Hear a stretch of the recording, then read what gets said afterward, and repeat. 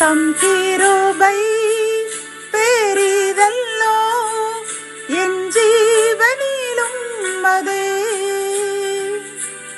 இம்மட்டும் காத்ததுவே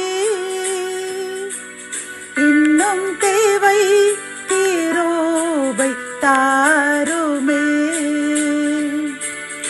இன்னும் தேவை கிருபை தாருமே.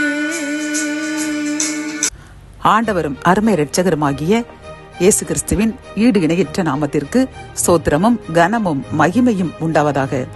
இன்று நாம் அறியவிருக்கும் கிருபையின் வார்த்தைகள் ஆபகுக்கு 2 அதிகாரம் 3 குறித்த காலத்து தரிசனம் இன்னும் வைக்கப்பட்டிருக்கிறது, முடிவிலே அது விளங்கும், அது பொய் சொல்லாது, அது தாமதித்தாலும் அதற்கு காத்திரு, அது நிச்சயமாய் வரும், அது தாமதிப்பதில்லை. கத்தோலிக்க வேதாகமம் இவ்வாறு கூறுகின்றது. குறித்த காலத்தில் நிறைவேறுவதற்காக காட்சி இன்னும் காத்திருக்கின்றது, முடிவை நோக்கி விரைந்து செல்கிறது, ஒரு காலம் பொய்க்காது, அது காலந்தழுத்தி வருவதாக தோன்றினாலும் எதிர்பார்த்து காத்திரு, அது நிறைவேறியே தீரும், காலம் தாழ்த்தாது. ஆபகுக்கு 2 அதிகாரம் 3 பிரியமான சகோதர சகோதரிகளே, இன்று இந்த செய்தியை கேட்டுக்கொண்டிருக்கின்ற நமக்கு கர்த்தர் கூறும் கிருபையின் வார்த்தைகள் என்னவென்றால், கர்த்தர் நமக்கு அநேக தரிசனங்கள் தந்து வாக்குத்தத்தத்தை கூறியிருப்பார், தரிசனம் மூலமாக பேசியிருப்பார். ஆனால் அந்த வாக்குத்தத்தங்கள் தரிசனங்கள் நிறைவேறாமல் காலம் தாழ்த்தி கொண்டே இருக்கலாம்.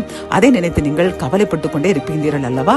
கர்த்தர் உங்களை பார்த்து கூறுகின்றார், அப்படி அல்ல, நான் பொய் சொல்ல மாட்டேன், நான் மனிதன் அல்ல, தரிசனத்தை உனக்கு காண்பித்து விட்டேன். காரணம் என்னவென்றால், நீ மடிந்து போய்விடக்கூடாது, கர்த்தர் என் விண்ணப்பத்திற்கு செவி சாய்க்கவில்லையே என்று சோர்ந்து போகக்கூடாது என்றுதான் நான் இந்த தரிசனத்தின் மூலமாக இந்த வாக்குத்தத்தை நிறைவேறுவேன் என்று முன்கூட்டியே கூறியிருந்தேன்.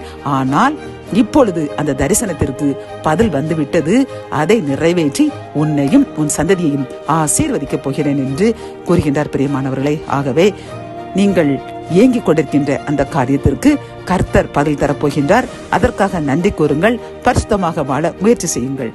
ஜெபம். என் அன்பு தகப்பனே, இந்த கிருபையின் வார்த்தைகள் மூலமாக நீர் எங்களுக்கு காண்பித்த தரிசனங்கள் தாமதமானாலும் அது பொய்க்காது, அது நிச்சயமாக நடைபெறும், இப்பொழுதே அது நடைபெறப் போகிறது என்று கூறிய கிருபையின் வார்த்தைக்காக நன்றியப்பா. நாங்கள் தொடர்ந்து பரிசுத்தமாக வாழ்வோம் என்று தீர்மானிக்கின்றோம். அதன்படி எங்களை பரிசுத்தமாக்குங்க, ஆசீர்வதியுங்க. மீட்பர் இயேசுவின் மூலம் ஜெபம் கேளும் நல்ல தகப்பனே, ஆமேன்.